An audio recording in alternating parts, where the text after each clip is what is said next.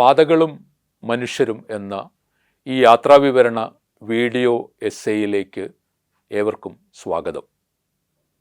സമീപകാലത്ത്, കൃത്യമായി പറഞ്ഞാൽ ആഴ്ചകൾക്ക് മുമ്പ്, തമിഴ്നാട്ടിലെ തഞ്ചാവൂരിലും തിരുവയ്യാറിലും കുംഭകോണത്തുമായി യാത്ര ചെയ്യുകയായിരുന്നു ഞാൻ. ആ സമയത്ത് കാണാൻ കഴിഞ്ഞ ചില മനുഷ്യരെക്കുറിച്ച്, മറ്റു ചില പ്രകൃതിയുടെ തന്നെ മറ്റു ചില കാഴ്ചകളെക്കുറിച്ച്, യാത്രയുടെ അനുഭവങ്ങളെക്കുറിച്ച് പറയാനാണ് ഈ ആദ്യ ഭാഗത്ത് ഞാൻ ശ്രമിക്കുന്നത്. തഞ്ചാവൂരിൽ KJ അശോക് കുമാർ എന്ന് പറയുന്ന തമിഴിലെ ഇപ്പോൾ വളരെ ശ്രദ്ധ നേടിയിട്ടുള്ള ഒരു നോവലിസ്റ്റാണ് KJ അശോക് കുമാർ. അദ്ദേഹത്തിൻ്റെ കൂടെയാണ് ഞാൻ തഞ്ചാവൂരിൽ യാത്ര ചെയ്തത്. അദ്ദേഹത്തിൻ്റെ ഒരു സ്കൂട്ടറിൽ പല സ്ഥലങ്ങളിൽ പല അനുഭവങ്ങളിലേക്ക് അശോക് കുമാർ എന്നെ കൂട്ടിക്കൊണ്ടുപോയി.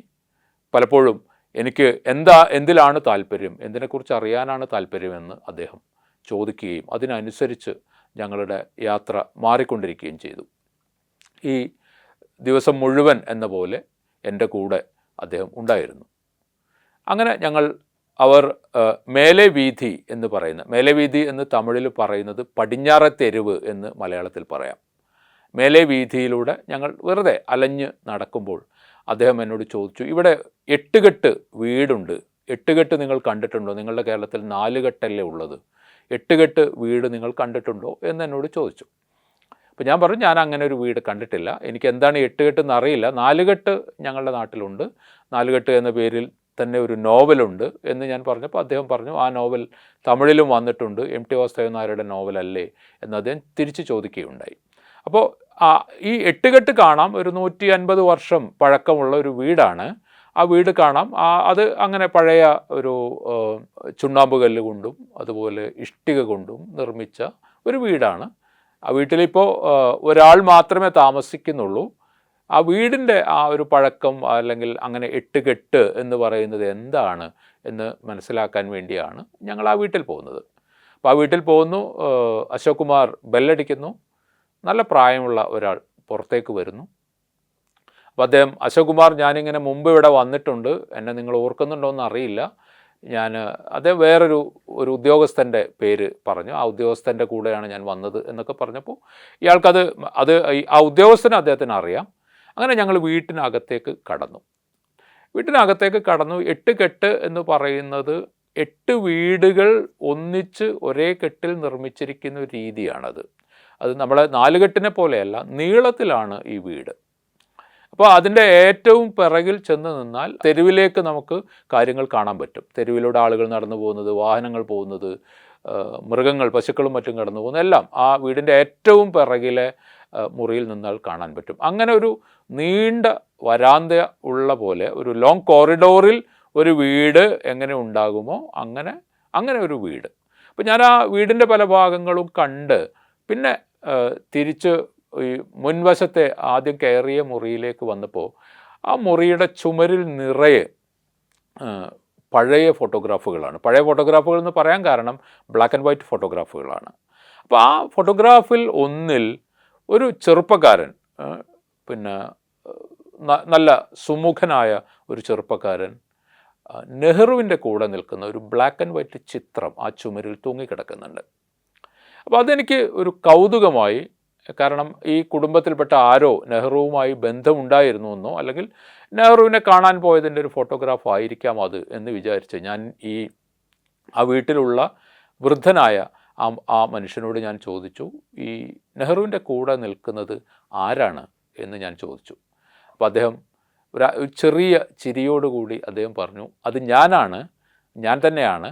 ഞാൻ 5 വർഷക്കാലം നെഹ്റുവിൻ്റെ PA ആയി പ്രവർത്തിച്ച ആളാണ്. ഞാൻ നെഹ്റുവിൻ്റെ PA ആയിരുന്നു എന്ന് അദ്ദേഹം പറഞ്ഞു. അതായത് നെഹ്റു പ്രധാനമന്ത്രി പദത്തിൽ ഉണ്ടായിരുന്ന അദ്ദേഹത്തിൻ്റെ അവസാന കാലത്ത് 1959 മുതൽ 64 വരെയുള്ള കാലത്ത് നെഹ്റുവിൻ്റെ PA ആയിട്ട് ജോലി ചെയ്ത TV ശിവാജി എന്ന് പറയുന്ന ആളുടെ വീടായിരുന്നു അത്. TV ശിവാജിയാണ് അദ്ദേഹം മാത്രമേ ആ വീട്ടിൽ ഇപ്പോൾ ഉള്ളൂ. അദ്ദേഹത്തിൻ്റെ ഭാര്യ മരിച്ചുപോയി. അദ്ദേഹത്തിൻ്റെ മക്കൾ മറ്റ് പുറത്തുള്ള ഏതോ നാടുകളിൽ ജോലി ചെയ്യുകയാണ്. അദ്ദേഹം മാത്രമേ ആ വീട്ടിലുള്ളൂ. അപ്പോൾ ഞാൻ സ്വാഭാവികമായും നെഹ്റുവിൻ്റെ PA ആയിരുന്ന ഒരാൾ, അല്ലെങ്കിൽ 5 വർഷക്കാലം നെഹ്റുവിനൊപ്പം ജോലി ചെയ്ത എന്നും കണ്ടുകൊണ്ടിരുന്ന ഒരാളെന്ന നിലയ്ക്ക് ഞാൻ അദ്ദേഹത്തോട് നെഹ്റുവിനെക്കുറിച്ചുള്ള ഓർമ്മകൾ എന്തെങ്കിലും പങ്കുവെക്കാമോ എന്ന് ചോദിച്ചപ്പോൾ അദ്ദേഹം മറുപടി പറഞ്ഞത് ജ്ഞാപകം ഇല്ല എന്നായിരുന്നു. അതായത് എനിക്ക് ആ കാലത്തെക്കുറിച്ചുള്ള ഓർമ്മകളൊന്നും ഇല്ല എന്നായിരുന്നു. അത് എന്നെ അല്പം അതിശയപ്പെടുത്തി. കാരണം നെഹ്റുവിനെ പോലെ ഒരാളുടെ കൂടെ പ്രവർത്തിച്ചതിൻ്റെ ഓർമ്മകളില്ല എന്ന് അദ്ദേഹം പറയുന്നത് എന്തുകൊണ്ടായിരിക്കും? ഓർമ്മകളില്ലാത്തത് കൊണ്ടായിരിക്കുമോ? ആ ഓർമ്മകൾ, അല്ലെങ്കിൽ നെഹ്റുവിനെ ഇന്ന് പലരും ഓർക്കാൻ ഇഷ്ടപ്പെടാത്തത് കൊണ്ടായിരിക്കുമോ? അതോ എന്നെപ്പോലെ ഒരാളോട് ആ പഴയ കാലം പറയുന്നത് കൊണ്ട് പ്രത്യേകിച്ച് കാര്യമില്ല, എനിക്കതിന് സമയമില്ല എന്നതുകൊണ്ടായിരിക്കുമോ എന്നെനിക്കറിയില്ല. എന്തായാലും ആ നെഹ്റു കാലത്ത് ഉള്ള നമ്മളുടെ തന്നെ ജനാധിപത്യ സങ്കല്പത്തിൻ്റെ ഒരു ആദ്യഘട്ടമെന്നോ, അല്ലെങ്കിൽ ഏറ്റവും വലിയ ജനാധിപത്യത്തെക്കുറിച്ച് ഏറ്റവും കൂടുതൽ ചർച്ചകൾ നടന്നിരുന്ന ഒരു കാലത്ത് ഈ നെഹ്റുവിൻ്റെ PA ആയി ജോലി ചെയ്ത ശിവാജി എന്ന് പറയുന്ന TV ശിവാജി എന്ന് പറയുന്ന ഇദ്ദേഹത്തെ കാണാൻ എനിക്ക് ഈ യാത്രയിൽ കഴിഞ്ഞു. ഇത് തീർത്തും ഒരിക്കലും ഒരു പ്ലാൻ ചെയ്ത ഒരു കാര്യമോ ഇങ്ങനെ ഒരാൾ ഇവിടെ ഉണ്ട് എന്ന അറിവോ ഒന്നും തന്നെ എനിക്കുണ്ടായിരുന്നില്ല. ഞാൻ അശോക് കുമാർ പറഞ്ഞതുകൊണ്ട് ഈ വീടിൻ്റെ ആർക്കിടെക്ചർ കാണാം എന്ന ഒരു ആശയത്തിലാണ്, അല്ലെങ്കിൽ അങ്ങനെ ഒരു താല്പര്യത്തിലാണ് ഞാൻ അവിടേക്ക് കയറി ചെന്നത്. പക്ഷേ സ്വതന്ത്ര ഇന്ത്യയുടെ ആദ്യ ശില്പികളിൽ ഒരാൾ എന്ന് തന്നെ വിളിക്കാവുന്ന ജവഹർലാൽ നെഹ്റുവിൻ്റെ കൂടെ അദ്ദേഹത്തിൻ്റെ PA ആയി, അദ്ദേഹത്തിൻ്റെ പ്രൈവറ്റ് അസിസ്റ്റൻ്റായി, പേഴ്സണൽ അസിസ്റ്റൻ്റായി ജോലി ചെയ്ത ഒരാളെ അവിടെ വെച്ച് കാണുകയാണ്. ഒരു പക്ഷേ അദ്ദേഹം നെഹ്റു കാലത്തെക്കുറിച്ചോ നെഹ്റുവിനെക്കുറിച്ചോ എന്തെങ്കിലും സ്മരണകൾ പങ്കുവച്ചിരുന്നെങ്കിൽ ആ കാഴ്ച കൂടുതൽ അർത്ഥവത്തായേനെ. പക്ഷേ അങ്ങനെ ഉണ്ടായില്ല. എങ്കിലും ചിലപ്പോൾ നാം ഒട്ടും പ്രതീക്ഷിക്കാതെ ഒരു ചുമരിൽ തൂങ്ങിക്കിടക്കുന്ന ഒരു പഴയ ബ്ലാക്ക് ആൻഡ് വൈറ്റ് ചിത്രം ചരിത്രത്തിലേക്ക് തന്നെ നമ്മെ കൊണ്ടുപോകാം. അത്തരം ഒരനുഭവമായിരുന്നു എനിക്ക് ആ എട്ടുകെട്ട് വീട്ടിൽ വെച്ച് ഉണ്ടായത്. അദ്ദേഹം ആ വീടിന് പട്ടയമില്ല. ഈ എട്ടുകെട്ട് വീടിന് നിലവിൽ പട്ടയമില്ല. അപ്പോൾ ഈ പട്ടയം ലഭിക്കാൻ വേണ്ടി ഈ ശിവാജി ശ്രമിച്ചുകൊണ്ടിരിക്കുകയാണ്. അതിന് പല കാരണങ്ങൾ, സ്വാഭാവികമായി ബ്യൂറോക്രസിയുടെ, പിന്നെ 150 വർഷമെങ്കിലും പഴക്കമുള്ളൊരു വീടാണത്.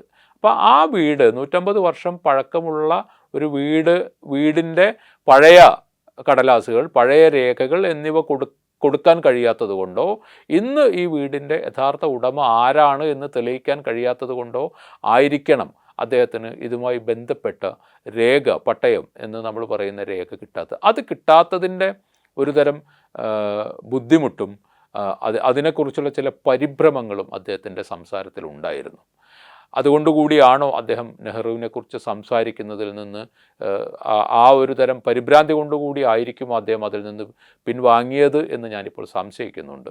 ഇതിനിടയിൽ ആ വീട്ടിൽ തന്നെ അദ്ദേഹം ഒരു മുറി വാടകയ്ക്ക് കൊടുത്ത് ഒരാൾ അവിടെ താമസിക്കുന്നുണ്ട്. അതങ്ങനെ വാടകയ്ക്ക് കൊടുക്കാനുള്ള കാര്യം വാടകയ്ക്ക് വേണ്ടിയല്ല.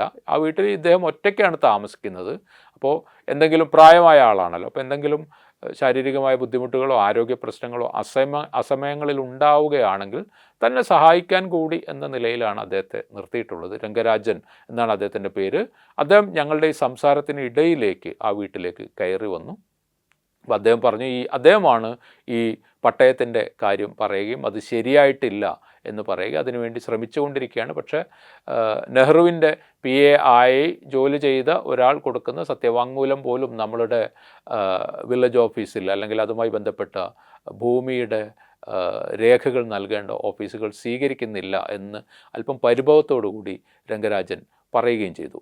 ഇതിനിടയിൽ രംഗരാജൻ, നിങ്ങൾ ഈ വീട്ടിലെ കിണർ കണ്ടോ എന്ന് ചോദിച്ചു. അപ്പോൾ അത് ഏറ്റവും പിറകിലെ മുറിയിൽ അടുക്കളയോട് ചേർന്നാണ് ആ കിണർ. ഞാനും അശോക് കുമാറും കൂടി ആ കിണർ കാണാൻ പോയി. അപ്പോൾ അദ്ദേഹം ആ കിണറിനെ കുറിച്ചുള്ള ഒരു കഥ കൂടി പറഞ്ഞു. 19ാം നൂറ്റാണ്ടിൽ പ്രത്യേകിച്ച് ബ്രിട്ടീഷ് ഈസ്റ്റ് ഇന്ത്യ കമ്പനി വരുന്ന സമയത്ത് തഞ്ചാവൂർ ഭരിക്കുന്നത് മറാഠ രാജവംശമാണ്. സർബോജി II എന്നൊക്കെ പറയുന്ന ആ കാലത്ത് മറാഠ രാജവംശത്തിൽ വളരെ പ്രശസ്തരായ രാജാക്കന്മാർ ഭരിക്കുകയും അവർ ഒരു ശിവഗംഗ എന്ന് പറയുന്ന ഒരു വലിയ കുളം, നമ്മൾ ഇംഗ്ലീഷിൽ അവർ ടാങ്ക് എന്ന് പറയുന്ന വലിയ കുളം നിർമ്മിക്കുകയും കാവേരി നദിയിൽ നിന്നുള്ള ജലം ആ കുളത്തിലേക്ക് നിറക്കുകയും ആ കുളത്തിൽ നിന്ന് വീടുകളിൽ കിണറുള്ള വീടുകളിലേക്ക് ഒരു കനാൽ സംവിധാനം ഉണ്ടാക്കുകയും ഈ വെള്ളം കിണറ്റിലേക്ക് തുറന്നു വിടുകയും ചെയ്യുന്ന ഒരു രീതി അവിടെ ഉണ്ടായിരുന്നു. അങ്ങനെയായിരുന്നു ഈ ശിവാജിയുടെ വീട്ടിലെ കിണറിലും വെള്ളം വന്നുകൊണ്ടിരുന്നത്. അപ്പോൾ അത് അന്നത്തെ ഒരു ജലവിതരണ സംവിധാനമാണ്. തഞ്ചാവൂരിലെ പഴയ പല വീടുകളിലും നമ്മൾ കയറി നോക്കിയാൽ ഇത്തരത്തിലുള്ള ആ വീടുകൾ പൊളിച്ചു പോയിട്ടില്ല, അല്ലെങ്കിൽ ആ പഴമയിൽ തന്നെ നിലനിർത്തുകയാണെങ്കിൽ ആ വീടുകൾക്കുള്ളിൽ നമുക്ക് ഇത്തരം കിണറുകൾ കാണാൻ വേണ്ടി സാധിക്കും. ആ കിണറുകളിലെല്ലാം തന്നെയും ആ കിണറുകളിലേക്ക് വെള്ളം കൊണ്ടുവന്നത് ഈ കാവേരി നദിയിൽ നിന്ന് വെള്ളം ആദ്യം കൊണ്ടുവന്ന് ഈ ശിവഗംഗ എന്ന് പറയുന്ന ഈ വലിയ ജലസംഭരണി നിറച്ച് ആ ജലസംഭരണിയിൽ നിന്ന് ഒരു അന്നത്തെ കാലത്ത് സാധ്യമായ കനാൽ സംവിധാനത്തിലൂടെ വീടുകൾക്കുള്ളിലൂടെ വീടുകൾക്കടിയിലൂടെ കൊണ്ടുവരുന്ന ഒരു കനാൽ സിസ്റ്റമായിരുന്നു അത്. അതുവഴിയാണ് അവർ വെള്ളം നിറച്ചിരുന്നത്. ഇന്നും നമുക്കറിയാം, തമിഴ്നാടും കേരളവും തമ്മിലുള്ള ഏറ്റവും വലിയ പ്രശ്നങ്ങളിൽ ഒന്ന് നദീജല തർക്കങ്ങളാണ്. നദീജലവുമായി ബന്ധപ്പെട്ടതാണ്. അപ്പോൾ അത്തരം ഒരു ഓർമ്മയുടെ പശ്ചാത്തലത്തിൽ ഞാൻ ഈ വീട്ടിലെ കിണർ നോക്കി നിന്നപ്പോൾ എനിക്ക് ആ ജലതർക്കങ്ങളെക്കുറിച്ച് ഓർമ്മ വന്നു. ഈ വീടിനെക്കുറിച്ചും ശിവാജിയെക്കുറിച്ചും ശിവാജിയും നെഹ്റുവുമായുള്ള ആ ഫോട്ടോഗ്രാഫിനെക്കുറിച്ചുമൊക്കെ ഇന്ന് ആലോചിക്കുമ്പോൾ വളരെ രസകരമായി എനിക്ക് തോന്നിയ ഒരു കാര്യം, ഒരു ഭാഗത്ത് ആധുനിക ജനാധിപത്യ ഇന്ത്യയുടെ ശില്പികളിൽ ഏറ്റവും പ്രമുഖനായ ഒരാളോട് ഒന്നിച്ച് കഴിഞ്ഞ ഒരു മനുഷ്യൻ്റെ വീട്ടിൽ പഴയ രാജഭരണത്തിൻ്റെ ഭാഗമായി എത്തിയ കുടിവെള്ളം, ജലം, കിണറ്റ് വെള്ളം എങ്ങനെ എത്തി എന്നതിനെക്കുറിച്ചുമുള്ള രണ്ട് അനുഭവ പാഠങ്ങൾക്ക് നടുവിൽ, അല്ലെങ്കിൽ രണ്ട് അനുഭവങ്ങളുമായിട്ടാണ് ആ വീട്ടിൽ നിന്നും പുറത്തേക്ക് ഇറങ്ങിയത്. അപ്പോൾ ഇങ്ങനെ ചിലപ്പോൾ യാത്രകളിൽ നാം ഒട്ടും പ്രതീക്ഷിക്കാത്ത ഒരു വീട്ടിലോ ഒരു സ്ഥലത്തോ ചെന്ന് ചേരുകയും അവിടെ വെച്ച് നമ്മൾ ഇതുപോലെ ഒരാളെ കണ്ടെത്തുകയും അയാൾ നാം ഒരിക്കലും പ്രതീക്ഷിക്കാത്ത ഒരു ആഖ്യാനം, ഒരു യഥാർത്ഥ കഥ നമ്മളോട് പറയുകയും അതിൻ്റെ തെളിവായി ഇത്തരത്തിലൊരു ഫോട്ടോഗ്രാഫോ അല്ലെങ്കിൽ മറ്റെന്തെങ്കിലും ഒരു രേഖയോ നമ്മളെ കാണിക്കുകയും ചെയ്യും. ഇതാണ് തഞ്ചാവൂരിലെ ഈ മേലെ തെരുവ് എന്ന് പറയുന്ന പടിഞ്ഞാറൻ തെരുവിലൂടെ നടന്നപ്പോൾ എനിക്കുണ്ടായ അനുഭവങ്ങളിൽ പ്രധാനപ്പെട്ട ഒന്ന്.